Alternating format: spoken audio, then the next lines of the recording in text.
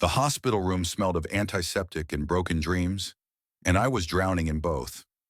At 19, I held my newborn daughter, Lily, her tiny fingers curling around mine, like she knew we were all each other had.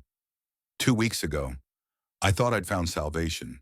Now, I was staring into the jaws of betrayal. My name is Sarah, and I wasn't supposed to be a mother this young. Life had other plans. Kicked out by my stepfather when he found out I was pregnant, I bounced between shelters, clutching a tattered backpack and a heart full of fear.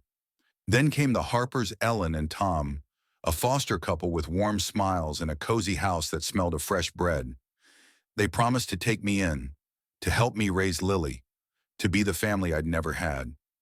"You're not alone anymore," Ellen said, her hand on my shoulder, her eyes soft like a mother's should be. I believed her. I was a fool. The first week in their home was a blur of hope. They set up a crib in my room, bought diapers, and even threw a small baby shower.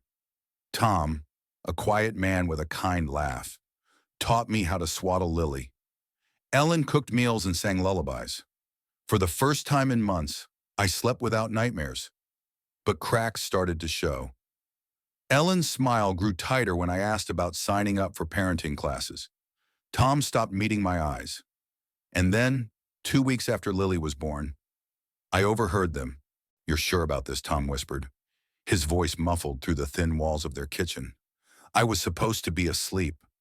Lily cradled against me, but something in his tone pulled me out of bed.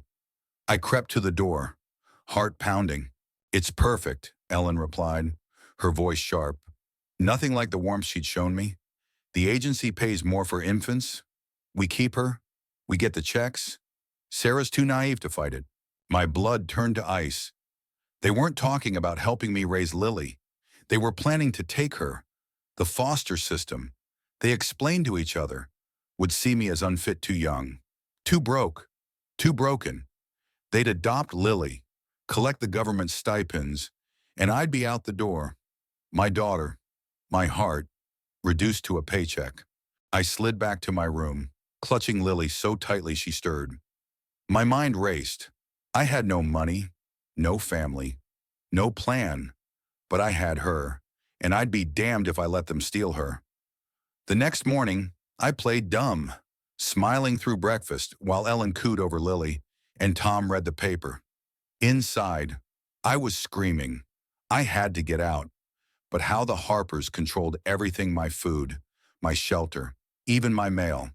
I was a prisoner in their perfect little house. Days passed, and I watched them like a hawk. Ellen started dropping hints about long-term plans for Lily, her words dripping with fake concern. "You're so young, Sarah," she'd say. "Raising a baby is hard. Maybe we can help permanently." Each word was a knife, but I nodded, biding my time.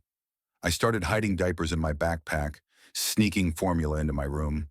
I searched their office when they were out, finding papers about foster care stipends and adoption processes. My name was nowhere on them. The breaking point came on a rainy Tuesday. Ellen caught me rifling through their desk, her face twisted, no trace of the kind woman I'd met. "What are you doing, Sarah?" she snapped. Stepping closer, I stammered, clutching a stolen pen like it was a weapon. Tom appeared behind her, his silence more threatening than her words. I knew then I had to run, or I'd lose Lily forever. That night, I waited until their snores echoed through the house, with Lily strapped to my chest in a makeshift sling. I grabbed my backpack and slipped out the back door. The rain soaked us, but Lily didn't cry. She was my little warrior. I walked for hours, my shoes squelching, my heart a drumbeat of fear and defiance. A gas station clerk, a kind older woman, saw my soaked clothes and Lily's tiny form and offered me a ride to a women's shelter 40 miles away. I cried the whole way, not from sadness, but from the weight of freedom. The shelter was crowded, smelled of mildew, but it was safe. A counselor named Maria took me in, her eyes kind but tired. She helped me file for emergency aid and connected me with a lawyer who specialized in family rights. The Harpers, it turned out, had a history. Other foster kids had disappeared into adoptions that lined their pockets. My case wasn't unique, But it was winnable. The lawyer fought for me, and I fought for Lily. Every court date, I sat tall, my daughter in my arms, her tiny heartbeat my strength. Months later, I stood in a small apartment of my own, Lily giggling in her crib. The Harpers lost their foster license, their scheme exposed. I was still young, still scared, but I was learning how to budget, how to parent, how to trust again. Maria became my mentor, the shelter my community. I wasn't alone anymore, not because of promises, but because I'd fought for it. Looking back, I see the Harper's betrayal as a twisted gift. It forced me to find my strength, to prove I was enough for Lily. Every night, as I sing her to sleep, I whisper, "We made it, and we did." But I wonder how many other kids, other mothers, are trapped in systems that promise help but deliver greed. What's right? What's wrong? When trust becomes a weapon, share your thoughts, because stories like mine aren't just mine, they're ours. End.